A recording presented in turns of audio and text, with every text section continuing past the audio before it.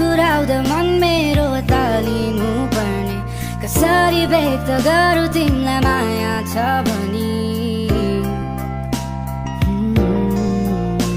तिमी हाँसिदिनु है मेरो छेउमा आउँदै बसिरहनेछु सधैँ तिम्रै प्रतीक्षामा नै तिमी हाँसिदिनु है मेरो छेउमा आउँदै बसिरहनेछु सधैँ